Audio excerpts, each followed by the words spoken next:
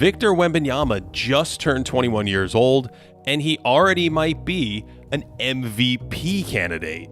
If you're typing nasty grams, hit send quickly because it's about to get crazy.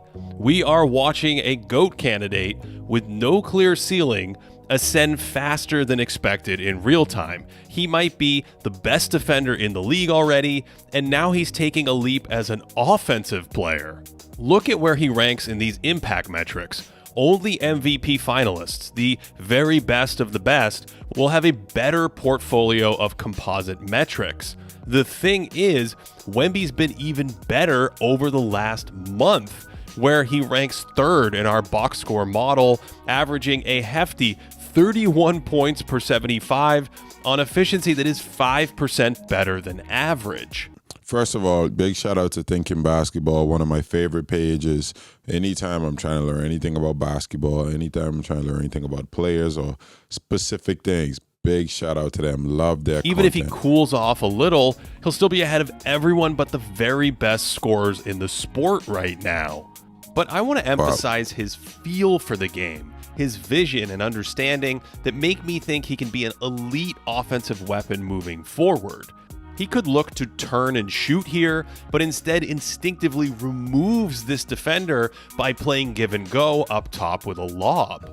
This time he catches it on the move and attacks with the dribble, runs into two defenders so he kicks it out, and immediately after passing, he back cuts while facing the ball because he can catch and spin in one motion. There's subtle stuff too, like coming down and getting a screen from Chris Paul, feeling Cat cheat over, and back cutting instead for a running finish. And look at how he's starting to jump before he catches the ball, so his footwork is clean for the finish and there's no charge. Watch the clock at the end of the quarter during his Christmas masterpiece. Wemby waits until there are 2 seconds left, then kamikazes toward the ball because there isn't time left to pass. And I'm not... So, a couple of things does stand out, right? The real test of obviously a good player is a couple of things, right? IQ is very important, right? It's very important. He's shown defensive and offensive awareness and, I guess, prowess that a lot of players at that age just don't have, right? It's not only the size, it's the ability to couple the size with intelligence. We already know he's an extremely smart guy. He was in New York City playing chess with fans. He talks about how much he reads books.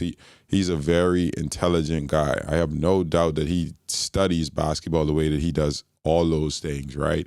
So what stands out is him just making the right reads. At this age, like to be able to make the right reads on the NBA level like that, like the one against Cat really stood out because that's the right read. Cat is trying to go over the top, trying to meet him to a spot, but now he knows if he box cut where Cat was, then common sense, Cat is no longer there. So that's impressive. Not sure I've ever seen that before, but it almost induced New York into not getting a shot off. And he already takes these calculated gambles on defense based on the situation, smothering the ball in the corner like this, or already spotting a tell in Julius Randle and sprinting up to rip him from behind for the turnover. This time he's lurking near Jamal Murray's post-up, acts like he's going to contest it, but baits Murray into a pass and a near steal. On this play, the defense switches the pick and roll. Everyone's matched up well, and Wemby could back cut right here because his defender's watching the ball, but instead he waits for Paul to turn and see him, and then casually lobs it to Sohan out of the corner instead of shooting. My God. His feel and basketball IQ really show up in his passing, where he's already one of the best passing big men in the league. His interior passing is already elite, cutting and hitting this on the move, and even at 7'4", he will bust out shovel passes in the paint like this. This one's a little mind-bending, where he's stripped from behind on his move, then shovels the loose ball to a cutting teammate, and that is incredible processing speed to spot an advantage while scraping it off the floor. And this is one of the most creative passes maybe I've ever seen, where he's posting up and sort of spins into a lob off that cut. That's and nasty. His height and bendiness I thought he was totally gonna unlock unique passing angles. Throw it to the weak side. Like, that's nasty. Because even the pass there, the way he's ball watching, there's been so many times post players will catch that ball and just zip it over that defender's head. I thought that's what he was about to do. The last thing I thought he was about to do was throw a lob. He gets a screen in the corner like a guard here, and when he curls off into help, he just pauses in the air to read the defense and then floats it over everyone. On this play, he's running pick and roll, turns the corner, and then off the dribble feathers it over Rudy Gobert. And even at his height, Wemby can pass off the live bounce like this. Oh my God. He really likes the quick trigger release on the move with the left hand bounce pass. And he does this out of so many different dynamic reads, attacking Gobert in isolation just to shoehorn it between help defenders. And since that didn't work, he said, let's try it in pick and roll, and wraps it around Rudy for the stuff. Oh my God, bro. This man just turned 21, and he's already a prolific user of the advanced technique of the shot pass, where he uses that height, jumps up in the air to shoot, and just lulls defenders to sleep for layups instead. He comes down in transition against the Nuggets, looks like he's pulling up from deep, but touches it right over the top for an easy dunk. That once again, just the right reads. This is just impressive, dog. That's and impressive. Then in the final minutes of the game, trailing by 2, he went to launch as the trailer, but dropped it over 3 Nuggets, and the Spurs went on to upset Denver. And this is where his passing and huge scoring start to amplify each other. Defenses throw more attention at him, and he responds to that attention by creating higher percentage offense for his team. Hold up, but one thing too that is very important to mention here too is give the coaching a little bit of credit too. Those cuts and everything that's happening is not by accident, right? They know who Wemby is. They know the attention that he draws, which is why every possession we've pretty much seen him get an assist has always been a corner cut or a slot cut, right? So those aren't by accident. So big emphasis on coaching and their game plan as well. They know that he's capable of making those passes, which is why they're doing everything they can to put him in a position to be a playmaker as well. A big part of that scoring jump is his improved outside shooting, where he's at 35% on nearly 10 threes per game. So he's already taking nearly the same amount of threes he took in his entire rookie season, just at higher percentages and from all kinds of range. So that was a big criticism of his game too. I hear guys like Shaq and them saying he need to be in the paint a little bit more, and that he needs to have more of a post presence. And I get that. I'm big on big men being big men. He's not a big man that's banging down low, that wants to go body to body often. He doesn't have the body type for it, right? A guy like Steven Adams, guys like, I don't know, Joel Embiid, Rudy Gobert, they have the body type to just be down there banging. Victor doesn't have that yet. He's still young. He's still growing into his body. He needs time to develop that type of low post presence, right? But in the meantime, he could develop that perimeter presence and work his way down. He's going to be very, very tough to stop, more than he is right now. His shot just looks better in general to me from everywhere.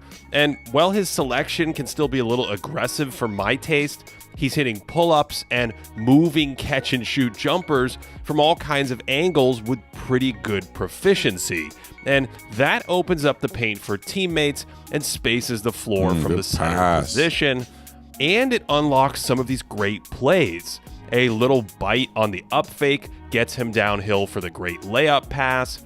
And we saw the lob over Rudy Gobert earlier, but it only happened because Wemby's defender chased him over the screen to take away his shooting, because too many teams have sagged off or gone under screens and been burned by his outside shot. And of course, all that Imagine going over the screen on a center. That's so crazy. jump passing doesn't happen without the threat of his shot attracting multiple defenders. So even at 7'4", there's a ton of meta value in shooting decently well from all over the court. Despite criticisms about not living in the low post, he actually uses his size a lot on offense. We've discussed how he's one of the great lob targets the league has ever seen, out of pick and roll or just by hovering near the basket. He can't root smaller players under the rim with strength, but he certainly will post up and shoot right over them. And some of his rebounds are just cartoonish, like an adult playing with middle schoolers in the park. So he's able to play on the perimeter a good amount, yet still provide offensive rebounding because of his mobility. On this play, he's spacing on the outside, and again has that great feel to time up the crash and just go and steal the board and clean up the miss for 2. That ain't fair. Of course, his size has made him a one-man defense at just 21. He absolutely locks down the paint area, leading the league at nearly 4 blocks per game. He can extend all over the floor in different coverages and recover from the paint out to the three-point line, and he can come out beyond the line to pick up guards and then recover back into the paint to wreck them from behind. Oh my God. It's one thing to camp out in the lane and guard the basket like a goalkeeper, but Vic's extraordinary at altering shots in rear view pursuit. Yes, he actually reaches over the 7-foot Jokic to block this with those giant fingertips. Wow. Unreal. So you end up with possessions where he's everywhere, meeting the ball in pick and roll, flipping around to defend the lob pass, then on the reset, stepping up to freak out Kyle Lowry, and finally play the traditional rim protection role at the hoop. Last year, we talked extensively about how players are basically afraid to shoot around Wemby, foregoing totally normal and even high percentage shots like this, almost like that button on the controller's broken for them, so they pass it to another player to shoot instead. And after a game of hot potato, that is 5 nopes on a single possession, put it in the Louvre. So Steph Curry has gravity that drags defenders into his orbit, and Wembanyama is like kryptonite. Opposite. Players don't want to get near him, and those that do are rendered powerless to shoot the closer and closer they get. Even his rear view pursuit freaks players into rush layups when they fear the footsteps from behind. To be fair, that might not have been because of Wemby. And the Clippers didn't want any part of him in pick and roll, often setting the screen with a wing instead of their center to stay away from the French So there's a couple phenom. ways that could help or hurt you. So if you do set it with your wing instead of your center, he still is in the paint, right? The reason that teams pull bigs out to high pick and roll situations is to get them outside of the paint.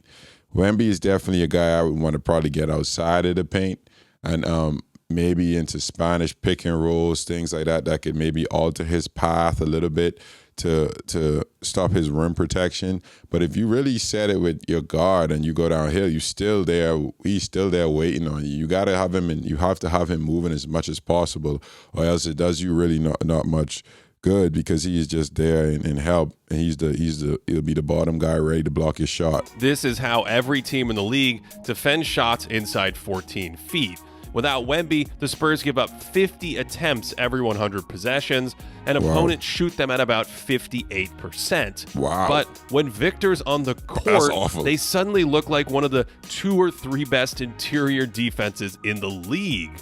And his impact and stats like this that estimate rim protection or paint defense is only matched by Rudy Gobert right now, especially when we include fouling. But I don't think Gobert has Wembanyama's range and versatility, and he certainly can't swivel his hips on a dime like Victor can.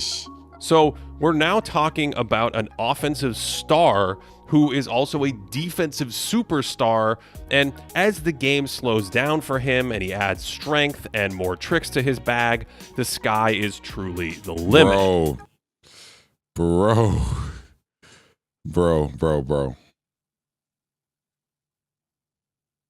What are we doing? The future aside, his versatile two-way impact is already unmatched in today's game, where Victor Wembanyama is now a top 10 player in the NBA. big shout out to Thinking Basketball. Like I said, really love that channel. I've been reacting to some of their videos for quite some time now, and I always love to give, of course, the people's videos that I react to all the love and all the attention as possible. Is for pure education, right? If I'm reacting to your video, it's probably because I feel like I can learn from you. I feel like I could better myself as a basketball mind as well. And Victor Wembanyama is one of those cases that you'll never, we probably will never see another Victor Wembanyama again. He is one of a kind. It's ridiculous. Him being in the top 10 in the league this early in his career is just, it's not by accident though, right? He's doing the things to succeed. The defensive reads, the offensive reads, the block shots, all those come with being big. But being able to be in full-on pick-and-roll coverage, to be pursuing the ball after it, not allowing, let's say, a guard coming downhill to stop you. He's in full defensive mode, right? Like I said earlier that he's not a guy that's trying to bang the whole time down there, which is fine because when guys try to bang him, it's hard for them to score over him because he's just so big, and it's something that you've never experienced or seen before, right? Last year, I know a big criticism on the Spurs was that a lot of his teammates wasn't giving him the ball or weren't seeing him when they needed to, and I said that it's probably because they've just never played with a guy that literally can do everything, right? If you throw the ball in the air, he'll catch it. So I thought a lot of times they missed him on lobs, they missed him on dump downs, relocations around the rims, whatever it might be, they missed him. But now they figuring it out, right? When he catches the ball, what's the first thing you seeing them do? They cut, right? So what does that do? That pulls defenders away, or it causes defenders that aren't paying attention to be at a disadvantage because somebody's cutting behind their head. So they've obviously made that adjustment and is showing up. And as long as he continues on this path, he for sure it should be in the conversation when it's all said and done. If he continues this, being this good so early, of being one of the greatest players to ever play the game, right? I don't think that's far-fetched to say. Of course, he's done a good job with his body, taking care of his body, being available, which is extremely important in the NBA now. And so he needs to just continue doing that, enjoy the journey, have some fun with it, which I feel like he does a really good job at. Clearly, he has some really good people in his corner, so I wish him all the best. Y'all let me know your thoughts down below. Leave a like on this video if you made it this far. I really appreciate it. Leave a comment on the video as well. Let's have a conversation like we always do in the comments down below. And once again, subscribe to the channel and turn on your notification bell to know anytime that I post. Till the next one, ladies and gentlemen. Peace.